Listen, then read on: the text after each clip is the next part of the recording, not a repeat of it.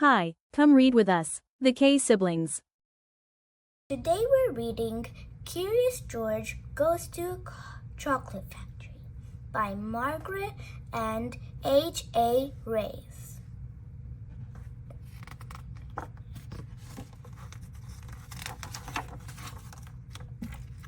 This is George. George was a good little monkey and always very curious.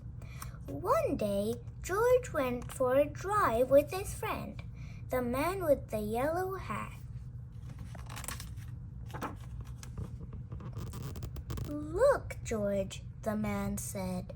"There's a store in that chocolate factory up ahead. Let's stop for a treat." George loved chocolates. Inside the store, boxes of chocolates were stacked everywhere. But the man with the yellow hat found his favorites right away. "George," he said, "wait here while I buy these. And please stay out of trouble." George looked around the store. He saw chocolate-covered cherries and fudge-flavored lollipops. A chocolate bunny caught his eye.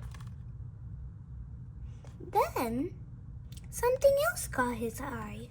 What were those people looking at? George was curious. He climbed up to get a better look. Through the window, he saw lots of trays filled with little brown dots. What were all those little brown dots? George was curious. He found a door that led to the other side of the window. The little brown dots were chocolates. Of course.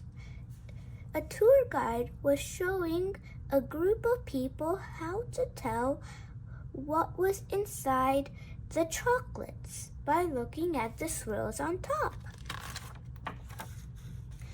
This little swirl means fudge. This one says that caramel's inside.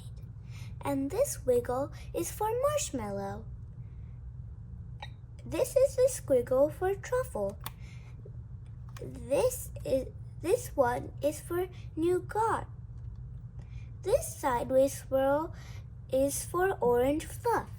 And this one is for George's favorite, banana cream.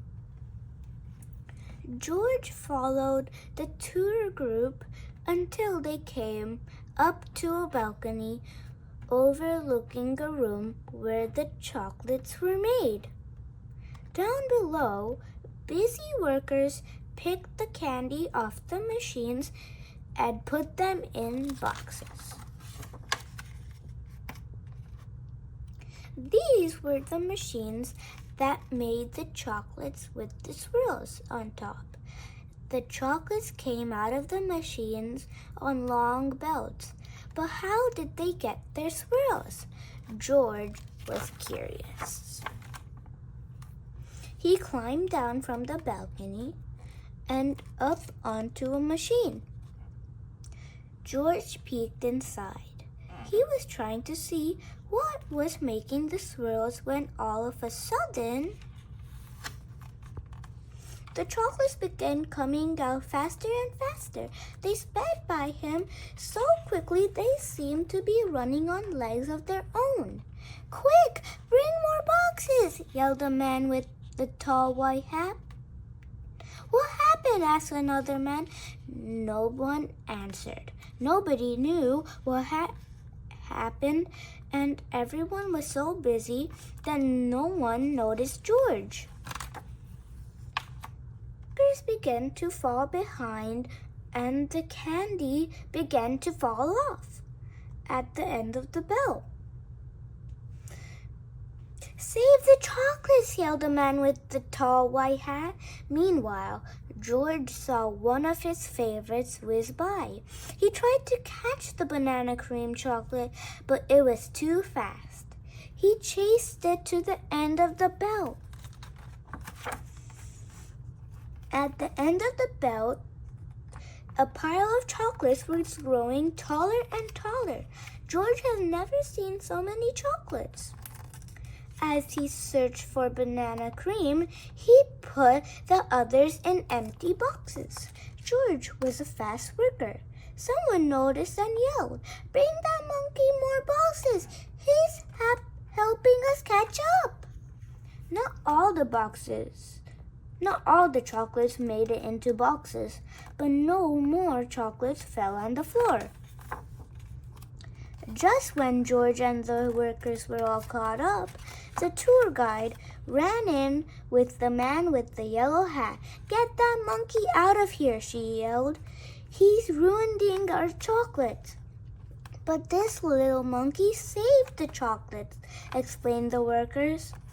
Then the man with the tall white hat said to George, "You may have caused us some trouble, but you were a speedy little monkey.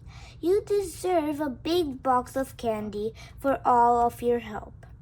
George was glad he was not in trouble, but he did not take the chocolates. Back in the parking lot, the workers waved goodbye as George and his friend got into their little blue car.